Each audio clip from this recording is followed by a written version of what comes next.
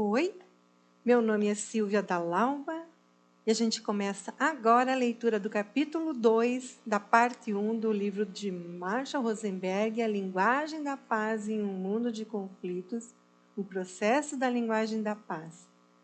Como podemos expressar o que está vivo em nós? Observações. Uma frase de Iod Berra. Pode-se observar muito apenas olhando. Para expressar o que está vivo em nós, precisamos ter conhecimentos específicos. Primeiramente, é necessário ser capaz de responder à pergunta que fiz, sem incluir julgamentos.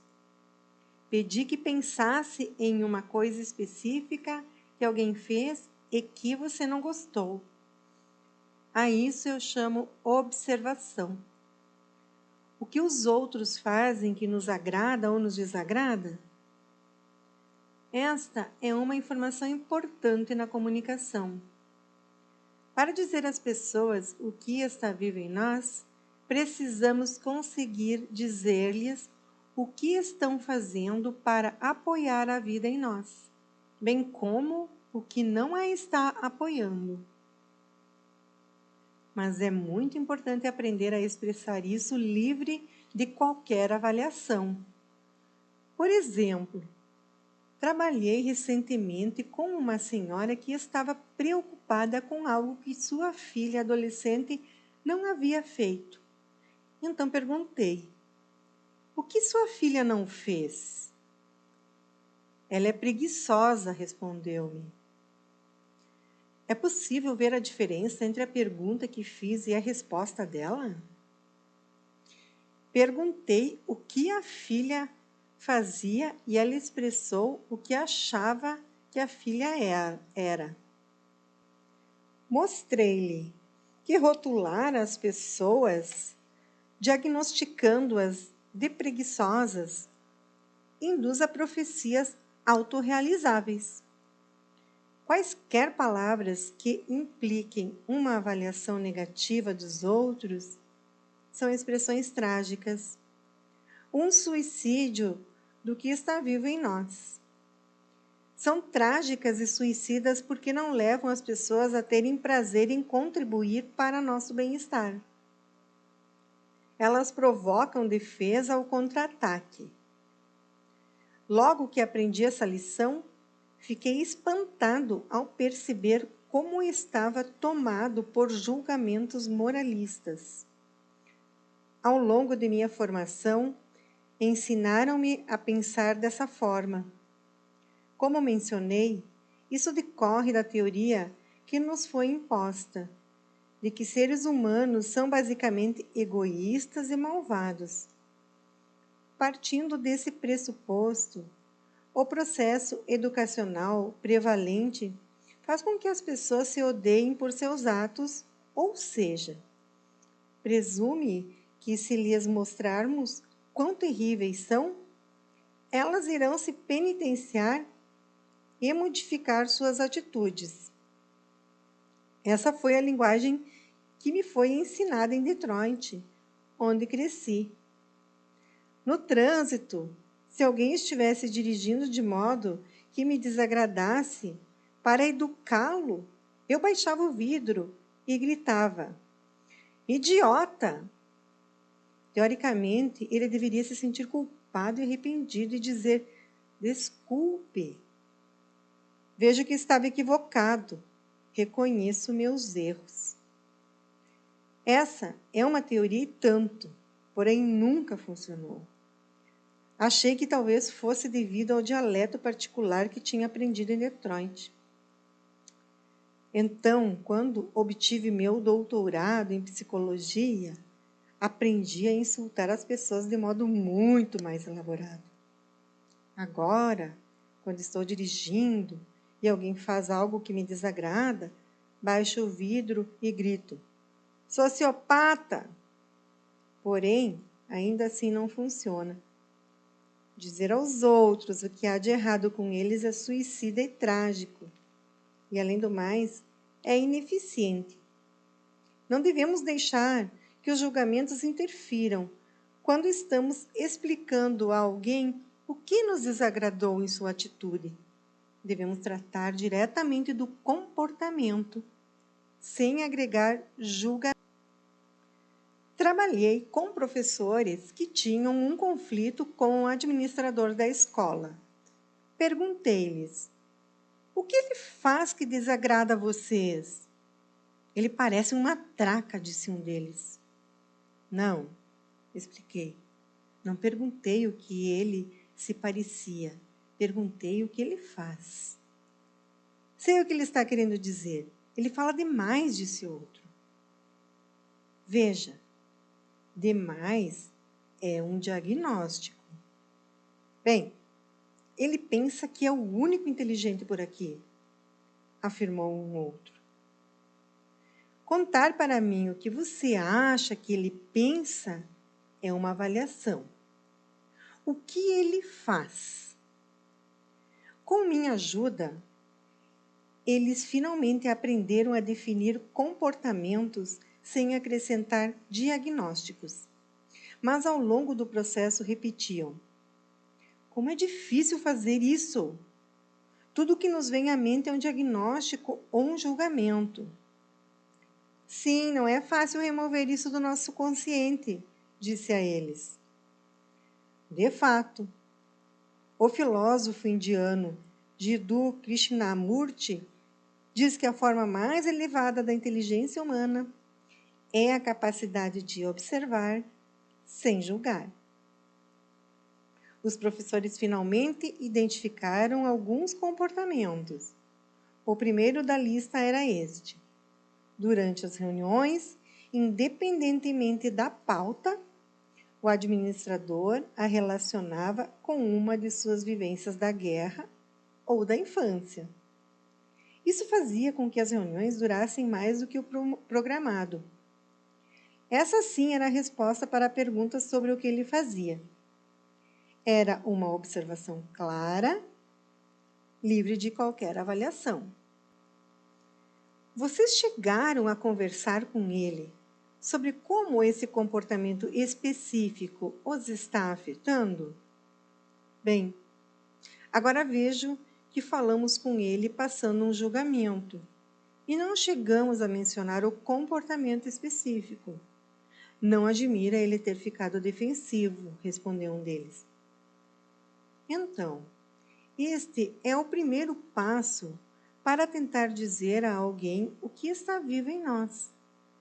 É a habilidade de expressar concreta e especificamente o que nos agrada ou desagrada em suas atitudes, sem acrescentar avaliações. Exercício. Dê uma olhada no que você escreveu. Veja se contém alguma avaliação. Nesse caso, reformule seu registro, descrevendo de forma específica apenas a atitude que o leva a conversar com a pessoa. Depois de observar, se formos usar a CNV, devemos ser sinceros a esse respeito. Mas é uma sinceridade diferente daquela em que dizemos para as pessoas o que há de errado com elas. É a sinceridade vinda do coração, não a que denota erro. Subtítulo: Sentimentos. Frase de Audre Lorde. Nossos sentimentos são o caminho mais genuíno para o conhecimento. Devemos olhar para dentro de nós mesmos e dizer às pessoas o que está vivo em nós quando elas fazem o que fazem. Isso envolve dois outros tipos de conhecimento: o dos sentimentos e o das necessidades. Para dizer claramente o que está vivo em nós em dado momento, precisamos ter clareza do que sentimos e do que necessitamos. Vamos começar pelos sentimentos. Imagine que nos dirigimos a uma pessoa e queremos ser sinceros com ela. Vamos começar dizendo a ela como nos sentimos. Escreva como se sente quando a pessoa tem o comportamento que você observou. Que emoções surgem quando ela se comporta assim?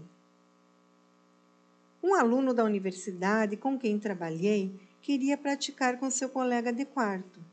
Perguntei-lhe: que comportamento do seu colega o desagrada? Ele liga o rádio tarde da noite, quando estou tentando dormir. Certo. Então agora vamos dizer a ele como você se sente. Como você se sente quando ele faz isso? Sinto que está errado. Acho que não fui claro em relação ao que quero dizer com sentimentos. Está errado é o que eu chamaria de um julgamento em relação a outra pessoa. Estou perguntando como você se sente. Mas eu disse eu sinto. Sim, você usou o verbo sentir. Contudo, isso não significa que o que segue é necessariamente um sentimento. Que emoções você sente? Como você se sente? Ele pensou por um momento e disse: acho que quando uma pessoa é tão insensível com os outros, isso evidencia um distúrbio de personalidade. Vamos com calma. Você ainda está na sua cabeça analisando o erro dele. Estou pedindo que vá ao seu coração.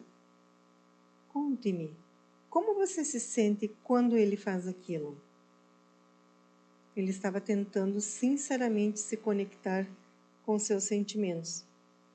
Porém, disse: não tenho sentimentos relacionados a isso. Espero que isso não seja verdade, disse Marshall. Ele me perguntou por quê. Porque você estaria morto. Temos sentimentos a todo momento. O problema é que não nos ensinaram a ter consciência do que está vivo em nós. Nossa consciência foi direcionada a nos fazer olhar para fora e ver o que alguma autoridade pensa a nosso respeito. Complementei. Apenas ouça seu corpo por um instante. Como você se sente quando ele ouve rádio tão tarde da noite? Ele realmente olhou para dentro de si e então pareceu ter compreendido e disse: acho que agora entendi. Como você se sente? Pé da vida. Isso mesmo. Pronto. Há outras formas de expressar isso, mas tudo bem. Aí notei que a senhora sentada ao lado dele, esposa de um membro do corpo docente, parecia um pouco perplexa. Ela olhou para ele e perguntou: você quer dizer incomodado? Há diferentes formas de expressar nossos sentimentos, dependendo da cultura em que fomos criados. Mas é importante ter um vocabulário para designar sentimentos que realmente descreva com precisão o que está vivo em nós. E que não seja uma interpretação do que os outros fizeram. Isso significa que não devemos usar expressões como sinto-me incompreendido. Isso, na realidade, não é um sentimento. É mais a nossa análise sobre se a outra pessoa nos compreendeu ou não. Se achamos que alguém não nos compreendeu, podemos ficar bravos ou frustrados. Podemos sentir muitas coisas diferentes. Da mesma forma, não deveríamos usar frases como sinto-me manipulado ou sinto-me criticado. Em nosso treinamento, isso não é o que chamaríamos de sentimento. Infelizmente, muito poucas pessoas têm um bom vocabulário de sentimentos e, frequentemente, percebo o custo disso. Há uma lista extensa de sentimentos no capítulo Identificando e Expressando Sentimentos no livro Comunicação Não Violenta. Com frequência, as pessoas me abordam com uma conversa parecida com a dessa senhora. Sabe, Marshall, não quero passar uma impressão errada. Eu tenho um marido maravilhoso. Tenho certeza que dá para adivinhar qual é a próxima palavra. Mas eu nunca sei como ele está se sentindo. Muita gente me diz isso. As pessoas comentam que convivem com seus pais há anos e nunca chegam a saber realmente o que eles sentem. Que triste conviver com pessoas e não ter acesso ao que está vivo nelas. Então, dê uma olhada no que escreveu.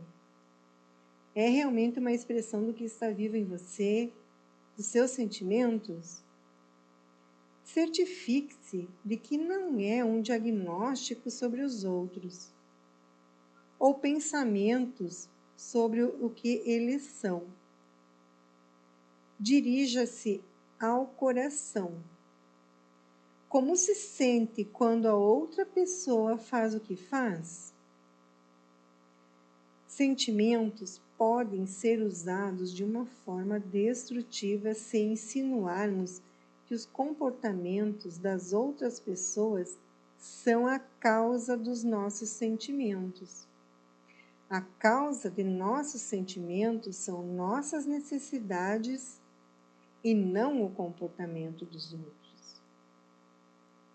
A observação que você escreveu sobre o que a outra pessoa fez é o estímulo para os seus sentimentos, não a causa deles.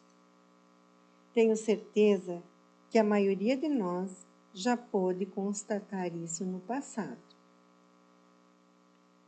Quando eu tinha 6 anos e alguém nos insultava lá no meu bairro, costumávamos entoar: paus e pedras podem quebrar meus ossos, mas palavras não me atingem.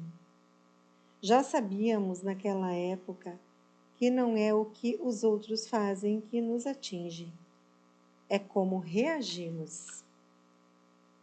Desafortunadamente, fomos educados em um sistema de indução de culpa em que as autoridades, professores, genitores, etc., usavam da culpa para nos induzir a fazer o que queriam. Eles podem ter expressado seus sentimentos da seguinte maneira: fico magoado quando você não arruma seu quarto.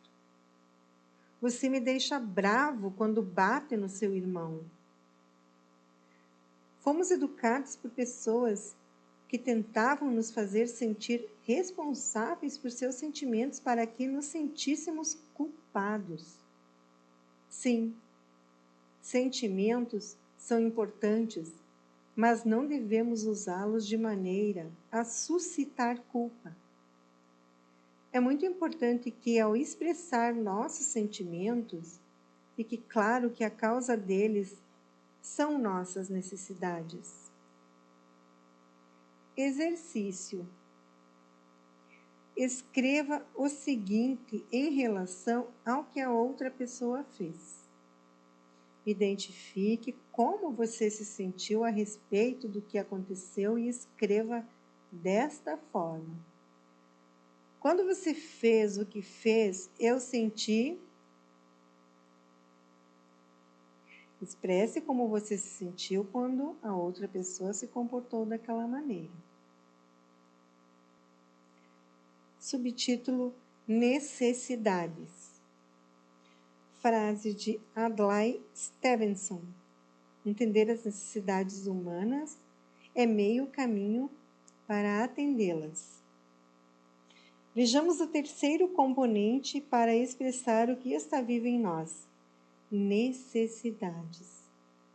Assim como é difícil para muitas pessoas observar sem julgamento e adquirir um vocabulário de sentimentos, também é muito difícil desenvolver um repertório de necessidades. Muitas pessoas associam necessidades a algo negativo, como ser carente, dependente ou egoísta. Novamente, creio que isso vem do nosso histórico de ensinar as pessoas a se encaixarem bem nas estruturas de dominação, de forma a serem obedientes e submissas às autoridades. Falarei mais sobre estruturas de dominação em outro momento, mas por ora pensemos apenas nelas como um controle organizado sobre os outros. A maioria dos governos, escolas, empresas e até mesmo famílias operam como estruturas de dominação. O problema das pessoas que estão conectadas com suas necessidades é que elas não são boas escravas. Fui à escola durante 21 anos e não me lembro de alguma vez terem me perguntado quais eram minhas necessidades. O foco da minha educação não era me ajudar a ser mais vivo, mais conectado comigo mesmo e com os outros. A orientação era me recompensarem por dar respostas corretas, assim definidas pelas autoridades. Dê uma olhada nas palavras que está utilizando para descrever suas necessidades. O principal é não confundir necessidades com o passo seguinte. Há pouco, em um workshop que ministrei, uma senhora estava incomodada com o fato de a filha não estar arrumando o quarto. Perguntei-lhe: que necessidades suas não estão sendo atendidas nessa situação? Bem, é óbvio, eu preciso que ela arrume o quarto, disse ela. Não, eu disse, isso virá a seguir. Isso é um pedido. Estou perguntando que necessidades você tem. Nada me veio à mente. Ela não sabia olhar para seu interior e ver quais eram as suas necessidades. De novo, ela tinha uma linguagem voltada a diagnosticar o que havia de errado com sua filha. Era preguiçosa. Sabia dizer o que desejava que a filha fizesse, mas não conseguia identificar suas próprias necessidades. E isso é lamentável, porque as pessoas se sentem estimuladas a desfrutar a alegria de contribuir quando enxergam as necessidades do outro, porque todos nos identificamos com necessidades. Todos os seres humanos têm as mesmas necessidades básicas. Quando nos conectamos no nível das necessidades, é incrível como conflitos que parecem insolúveis começam a se tornar solúveis. Enxergamos a humanidade mútua no nível das necessidades. Eu trabalho muito com pessoas em conflito. Casais, pais e filhos, diferentes tribos. Muitas dessas pessoas pensam ter um conflito insolúvel. Tem sido incrível para mim, ao longo dos anos em que trabalhei com resolução de conflitos e mediação, quando consigo fazer com que as pessoas superem os diagnósticos recíprocos e se conectem no nível das necessidades com o que está acontecendo dentro do outro. Quando isso acontece, parece que os conflitos se autorresolvem. Até agora, elencamos as 3 informações necessárias para dizer o que está vivo em nós, o que estamos observando, o que estamos sentindo e que necessidades estão conectadas aos nossos sentimentos. Há uma lista de sentimentos e necessidades ao final desse livro. Exercício. Por favor, escreva o seguinte em relação ao que a pessoa fez e como você se sentiu a respeito disso. Identifique quais necessidades estavam gerando seus sentimentos e escreva desta forma: eu me senti assim porque precisava de. Informe a necessidade que não foi atendida devido ao comportamento em questão. Terminamos aqui a leitura do capítulo 2 da parte 1 do livro A Linguagem da Paz em um Mundo de Conflitos. Obrigada por estar comigo até aqui.